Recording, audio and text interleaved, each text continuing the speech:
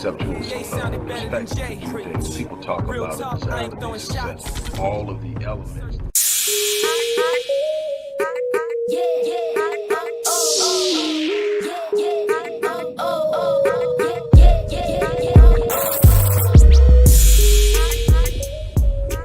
Hello everybody, Dr. Wallace here. I'm out running an errand for baby.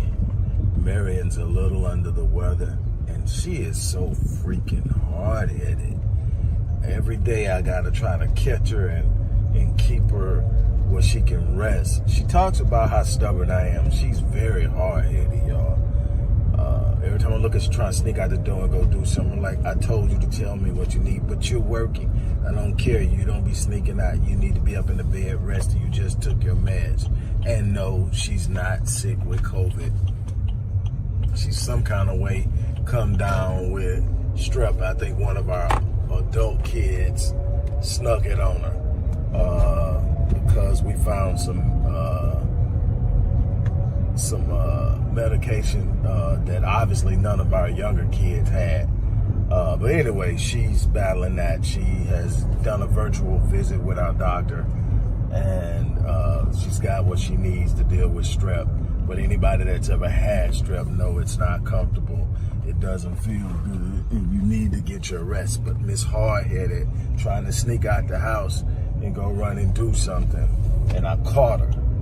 So she got turned around, and she got that look on her face because she knows she wasn't supposed to be leaving.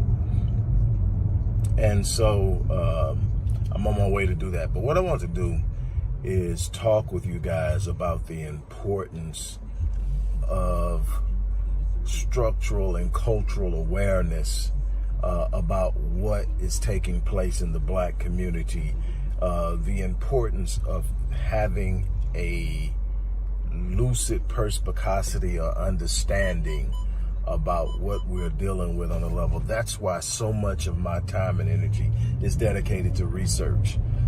Research in the areas that I have expertise in: human behavior, sociology, psychology,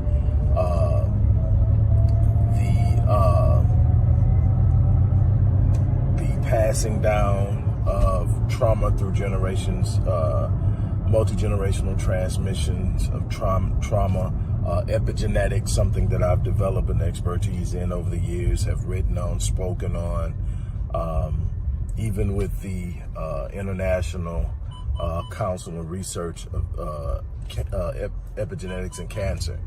The reason I am so committed to that is because the reasons we find ourselves in some of the situations that we find ourselves in is because we don't know how things work. We don't have an understanding of the dynamic at play when it comes to our socio-economic ills, our political impotency, our financial and economic impotency, the miseducation of our youth, the mass incarceration of young Black males, and the list goes on, serial forced displacement, and so much more.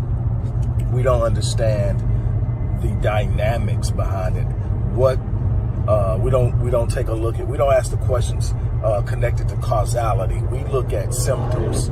We look at the result. We look at the fallout. We complain, we whine, we get upset and frustrated, but we don't examine for the purpose of developing solutions. That's something that I'm pushing.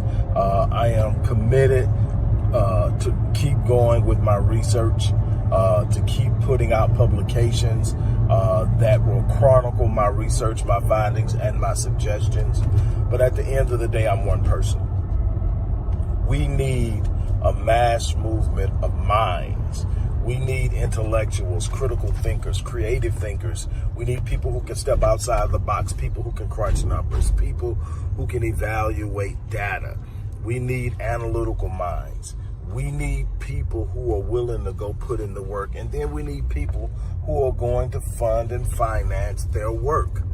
This is not going to be a preacher's movement. We're not going to get behind pulpits and podiums and talk our way out of this. We're not going to exhibit our unbelievable intellectual prowess in knowing history and talking about all that is if we don't have an understanding of solutions, if we don't have practical applications, if we don't have agendas, protocols in place, we are going to end up in a situation worse than where we are now. It is time to take the reins. It is time to take responsibility. It is time to be accountable. I cannot stress this enough. It is beyond the moment of redemption, but it's going to be up to us whether we redeem ourselves, whether we raise ourselves up, whether we establish ourselves as a force to be reckoned with, whether we make our presence felt.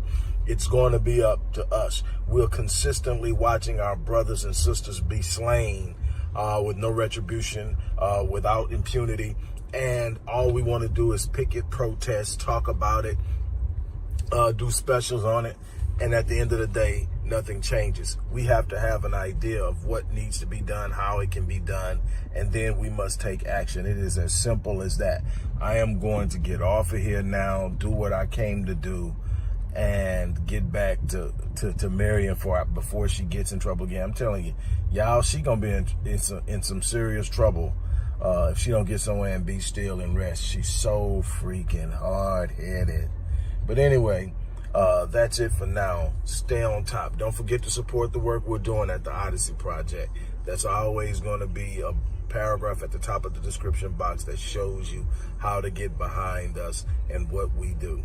I'm challenging you to be a part of the solution, a part of solving the problem, a part of change. That's my challenge to each and every one of you. On that note, I'm about to get out of here. You guys have an unbelievable day.